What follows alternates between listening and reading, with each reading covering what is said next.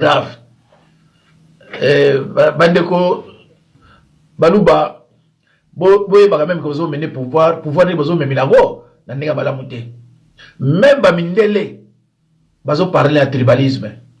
Même na discours ya Kabila azo parler à tribalisme.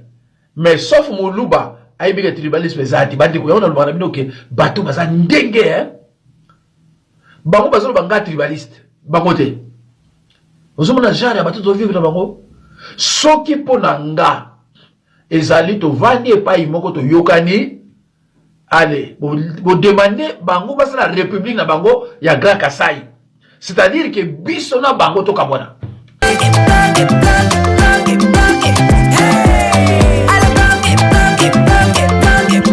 Oyoki elengi ya Congo. Tapez les mains, tapez les mains, tapez les mains, tapez les mains. Grave. Bandeko Baluba boye baka même que vous mener pouvoir de besoin même lago na ndenge balamuté. Même bamindele bazo parler à tribalisme. Même na discours ya Kabila azo parler à tribalisme. Mais sauf Moluba aibi que tribalisme zati bandeko yona lubana bino ke bato baza ndenge hein. Bango bazo banga tribaliste. Bangote. Vous avez un genre bateau de vivre là-bas. Ce qui pour nanga, ezali to vani et pas imoko to yokani. Allez, vous demandez bango parce la République na bango ya Grand Kassai.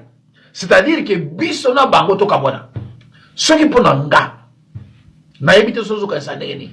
Parce que na yebisa bino avant, en 2019, na bi tant que les Congolais seront ensemble avec les Baluba, rien ne marchera. Bon, le vidéo, il y a 2019. Après, tant qu'on a le langage, il y a un moment où il y a monsieur belé, il y a Kofinganga, il y a bandingue belé. Parce que j'avais dit la vérité. Les loyaux, tu es belé, pour le bananga qui na mona musika. Tant que, dans le milieu de la bandeli, tant que vous avez battu oyo. Munele atia bango na gestion ya mboka te.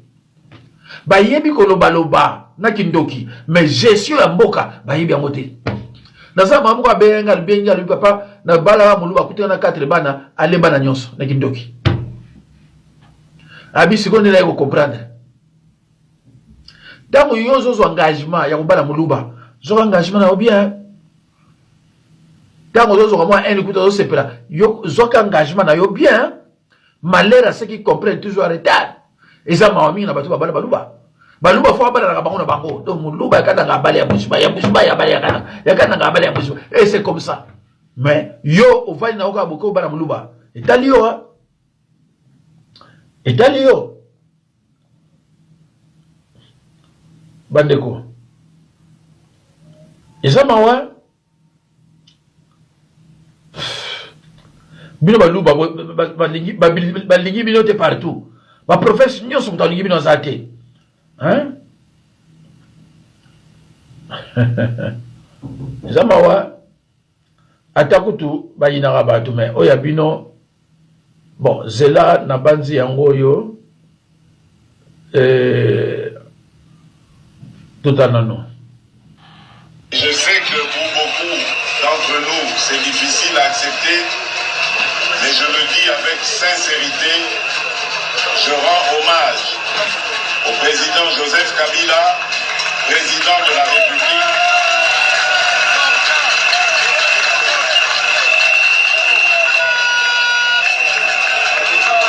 Je vois que vous avez aussi eu la même réflexion que moi.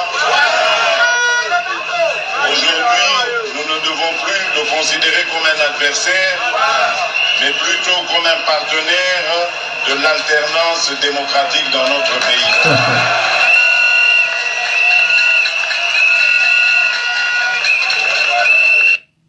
Omoni ndeko, omoni na lobana mukili, koningaka te obimisaka ba momoko netoza mandia. Po ozala ridicule un jour. Est-ce que tu le mutango zoloba oyo ayebi nani mabengi partenaire?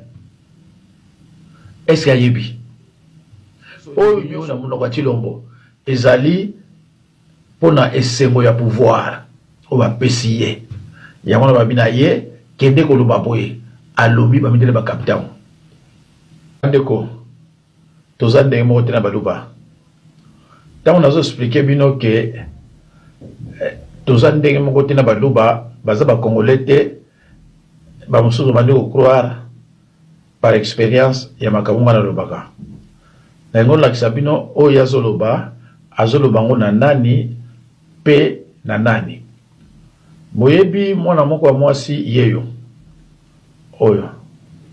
Chers compatriotes, vous venez de voir un président en carton avec sa concubine Lisette Kabanga à qui il a tout donné.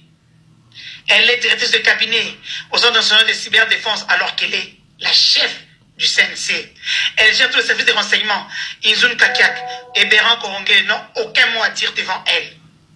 C'est un président de la République Alors, qui vient de Bandeko, publier sa des vidéos. Bandeko, Mama Oyo, yem tabana koloba, pouvoir na bisa baluba, soza muluba te kanga muna kona yo.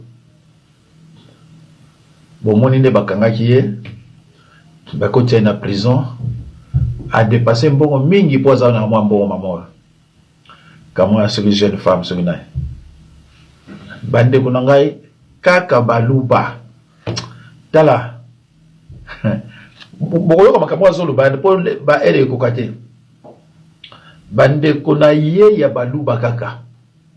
Ba monter ku, ba pesi muninga na muluba. Ba mboko ebele akende pa na ye asaka na ye lukola mwasi alingi mbongo mingi koleka mobali biso nyonso tolingi mbongo mais mwasi alingi mbongo koleka mobali aza trop faible na mbongo andimi babandi osala mor kuna bazofilme ye mais batindela ngango mpe me ngana taki mosala nzambe nakolakisa ngo te. Mais ce qui est bizarre, moi, moi, si oyo, tant qu'on va filmer ye, tant qu'on bali azako l'exaloboko pour filmer ye, quand même, il y a un mona, n'a évité ce qui est à melake le ronini. Si koyo, bazu ango, ba balancer ango, na ba groupe, ba nyon so ba luba na idepes. Bani o batu. Boyoka ki audio mona chaki lobby. Ndeko moko muluba vanda pe mingi na Kasai na Kananga kuna na Mbujimayi alobi baluba baza na respect ya babokilote amona mama ya mwana azawana mama ya mwana mwasi azawana abimina couper na ye dessiné partout azomwa na rien baluba mibale baluba baswana kana babokilo na bango basi na mibali et na encourager ki parce que na yima kamango. Donc na RDC peuple muluba aza peuple moko mal éduqué, aza l'éducation te. Yango na solo bana bino nyoso bino ba Congo na Congo central. Boye baka bato yo bino bozoko yamba pa na bino kuna. Na lobela bino ngo depuis 2018-19 na tika kate. Na loba na bino même bino mtozana ba pays étranger a na ba poto. Soko moni muluba aza na problème. Kendo lakisa pa ndeko na ye muluba. Ako bando bonde la kayo parce que bikende ko ne muluba ako edete baluka mi ba Congo hein mais talata on va sur pouvoir baza tina ba Congo te hein balube bele baza awa na potonga na yebi bato ba ida ba ba Congo tango za na passe mais soki azui azana besoin de soutenir muluba soko azuko azana besoin de soutenir a besoin pourquoi a komi na baluba. Donc maman Oyo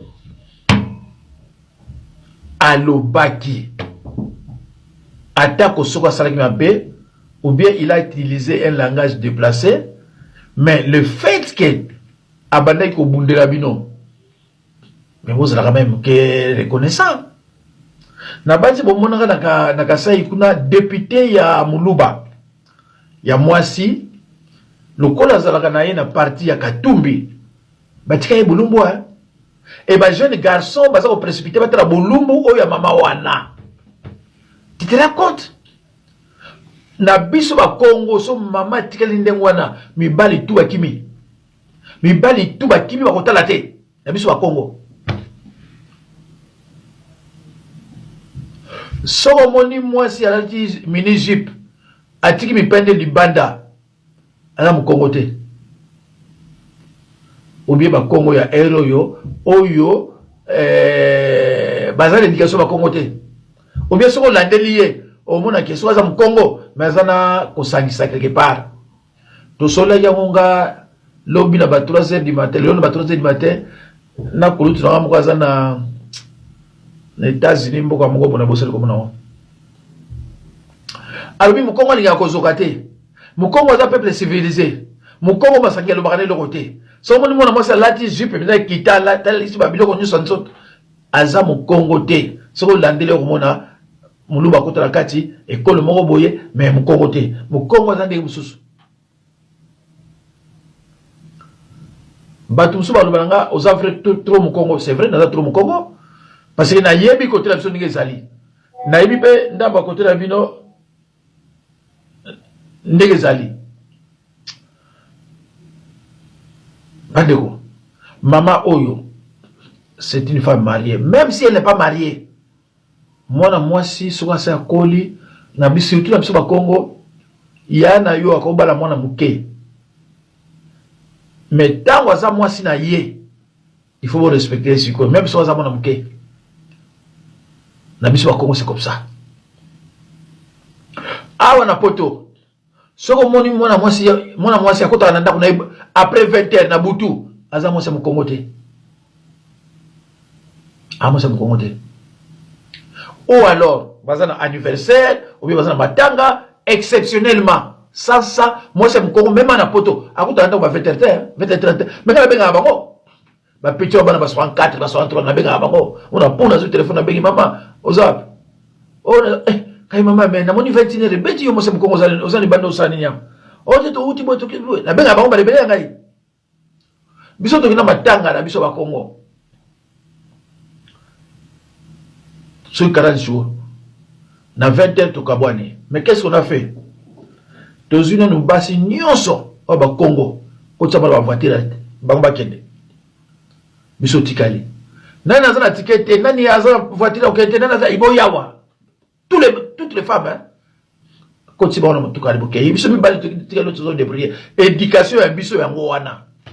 Toti kate mwasi ya Congo avandi wana azoluka na zina mutaoki toti kate tout ça bon biso musala bisoni mais na baluba ba démarrer ba voiture tika bazui basi batiki bango safua mais ça mawa tala si baluba de bazo beta bona na ba kindu kuna bazanga mboka batu oh mais ce n'est pas possible ba fanda kana mboka na bangoti bokolu ko na kindu bon na kindu bokolu ka nini bo fanda kama mebe na mboka na bio boko kana mboka batu parce que baza peuple moko paresseux babi ko travailler ko luka na bamboka batu ko luka na bamboka batu et puis beaucoup na mboka batu le boza sérieux te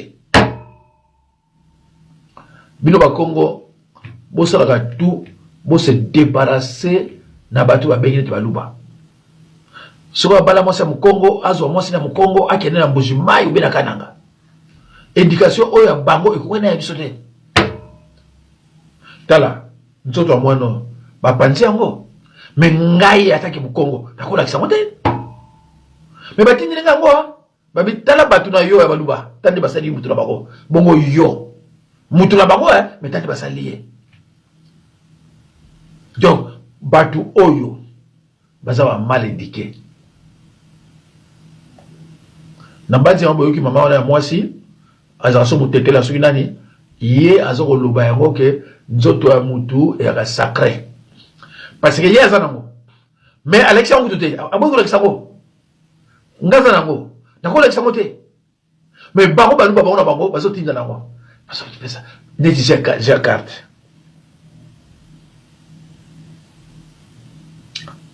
passé hein alo bandeko eloko na bayi na bino silombo na petit yo boyo kala ko mwandambo comme ça vie. Zela. Attention. Oh là là. Vous savez ce que les députés font pour dire que c'est trop. C'est ça le problème. Le député, son rôle, c'est de rentrer à chaque vacances. Ils en ont 2 par an. Donc il y a la session de mars, la session de septembre. Quand il y a vacances, lui doit rentrer dans son patelin, dans sa circonscription, pour aller recueillir les avis et considérations de ses concitoyens. Il n'est pas payé pour ça. Il le fait avec quoi? Avec son argent. Beaucoup ne le font pas. Et vous connaissez les problèmes de notre pays. Vous les connaissez. Quand on voit un honorable, honorable, il doit payer tout ce qu'il y a de deuil. Quand il y a un deuil, honorable, même si c'est pas de sa famille. Non, on a un deuil ici, honorable foot. On a un problème d'électricité, honorable foot. Ils doivent avoir quand même des moyens. Quand vous les réduisez à 3 000, d'accord? Je veux bien. Mais ils deviennent quoi alors? Ils rentrent comment chez eux? Dites-leur à tous ces peuples qui se battent, il est temps qu'ils disent la vérité à leurs dirigeants. Au Burkina Faso, lorsqu'il s'est agi pour nous de contribuer donc pour que nos RDS soient équipés, les députés n'ont plus de salaire aujourd'hui. Ils n'ont que des indemnités de session. Les salaires des ministres ont été diminués au maximum et le peuple contribue. Vous ne pouvez pas lutter et vouloir que les dirigeants soient dans un luxe insultant. Les peuples doivent se réveiller et exiger cela de leurs dirigeants. Attention. Bon. Est-ce que vous savez Boyoki différence il y a Traoré na Chilombo. Boyoki Chilombo ndinga zoloba. Boyoki Traoré ndinga zoloba. Le Traoré a un souci à peuple. Il y a un souci à ba député. Or, ba député a offert d'abord pour la corruption. Pour la constitution, ba belé. Mais après au kosa, ba député mtu akina ukunda ka bibembe banani. Musala ukunda bibembe za pour ba député. Biso to monde ba bibembe belé na kishasa kuna. Ba député basa ile kote. Lokuta eza na batu oyo. Afuta ba mbongo ebele pour musala wana te. Afuta ba mbongo ebele pour à se maintenir na pouvoir na makamunyo so ya lingo sala. Bongo awa na poto. Afuta ba député combien? 7 000. Donc faut multiplier par combien? Tu as presque par 6.